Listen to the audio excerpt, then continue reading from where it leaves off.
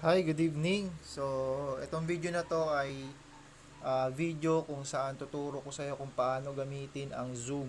Okay? Kapag mayroong mga webinar, paano ka makakapasok sa webinar. So, dapat meron kang Zoom app. Okay? Ano ba yung Zoom app? Ito 'yon. Okay? Kung nakikita mo, ito 'yon. So, install mo muna 'yan. Then, kapag meron ka ng ganyan, tapos binigay na yung link sa'yo, okay? Pag binigay na yung link ng webinar, click mo lang 'yon. Okay? So, halimbawa, ito 'yon. So, i-click mo lang yan. Okay? And then, hintayin mo lang na i-accept ka.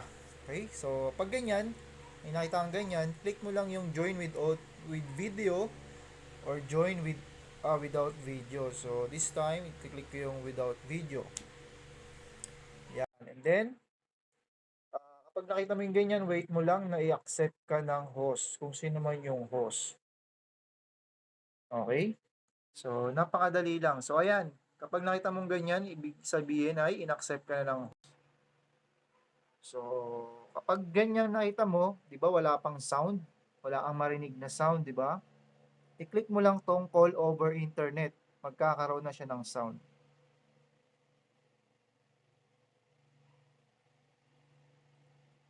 Yan, click mo lang 'yon, magkakaroon na siya ng sound. So, wait mo lang kasi nasa recording tayo, kaya late yung sound na. So, yan.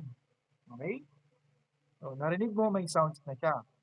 Ngayon, kapag gusto mong magsalita, i-click mo lang yung unmute.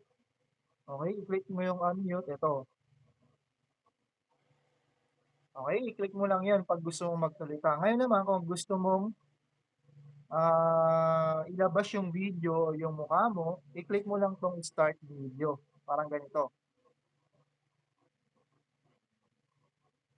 Okay, so ganun lang siya. And then, para makita mo naman kung sino yung mga nag-join, eto, click mo yung participants. Makikita mo na dyan kung sino yung mga nag-join ng Zoom. So, i-back mo lang siya.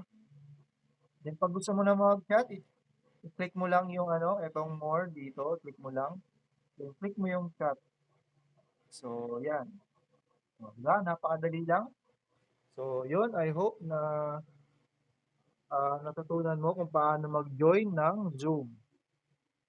Okay? So, yun lang and bye-bye.